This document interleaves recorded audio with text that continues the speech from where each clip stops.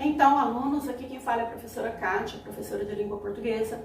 Eu gostaria de trabalhar com vocês hoje a questão da literatura de informação ou quinhentismo. Mas antes, falar para vocês que estou com muita saudade. Nosso contato foi pouco, mas foi o necessário para me sentir muita falta. Falta do contato pessoal, falta das nossas conversas, dos nossos risos e até da bronca também, por que não? Então vamos lá? O Brasil, primeiramente, eu vou entrar um pouquinho na parte histórica, mas vocês não assustem não que as matérias, elas são assim mesmo, elas são interdisciplinares. Uma matéria entra dentro da outra, não tem problema. Primeiramente, gente, antes de explicar a literatura de informação, eu vou explicar para vocês sobre o Brasil colônia. O Brasil, ele foi colônia de Portugal por aproximadamente 300 anos. Ou seja, tudo aquilo que nós construímos durante 300 anos teve uma influência muito forte de Portugal, né, que era a nação que estava aqui no domínio.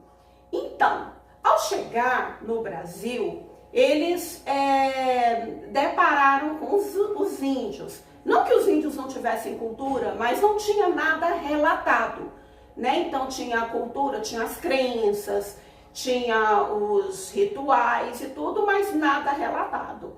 Então o que aconteceu, gente? Eles falaram assim, que nós precisamos, né, de começar a criar algum registro cultural dessa nova nação.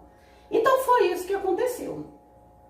Os primeiros textos, pessoal, eles tinham um caráter informativo. Eles não tinham caráter literário. Por quê?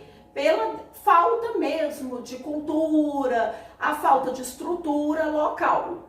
Então esses primeiros textos, eles surgiram como forma de informar. Por isso o nome literatura de informação.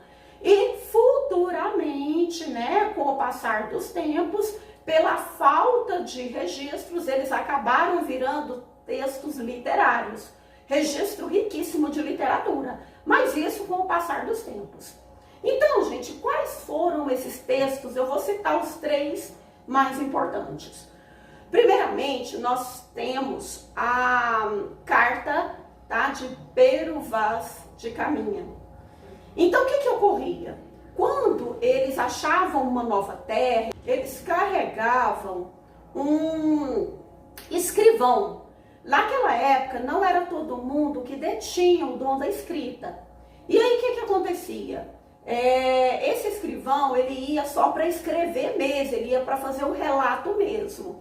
E Pero Vaz de Caminha, ele ficou responsável por escrever essa carta, fazendo uma descrição. Nós até já comentamos sobre descrição na sala de aula.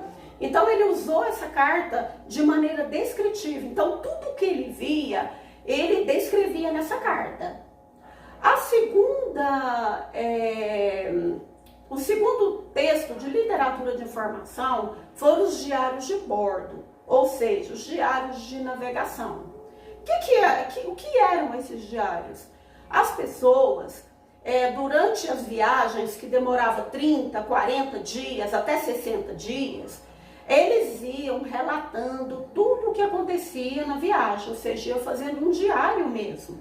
E esses diários de bordo, né, também chamados diários de navegação, eles se tornaram documentos literários. E por último, gente, as cartas missionárias. O que ocorre? Chegando aqui no Brasil, eles trouxeram na sua esquadra, né, eles trouxeram os jesuítas.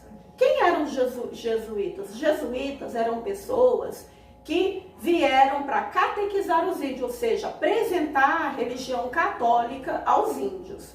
Então, como eles faziam isso? Eles faziam através de sermões. Então, logo, eles quiseram convencer os índios que a religião católica era a religião aceitável, era a religião que eles deviam se converter. Então, através das cartas missionárias, que foram vários sermões que reuniam ali os índios, e eles pregavam aquilo, eles liam aquelas cartas, né? Quase sempre sermões retirados da Bíblia.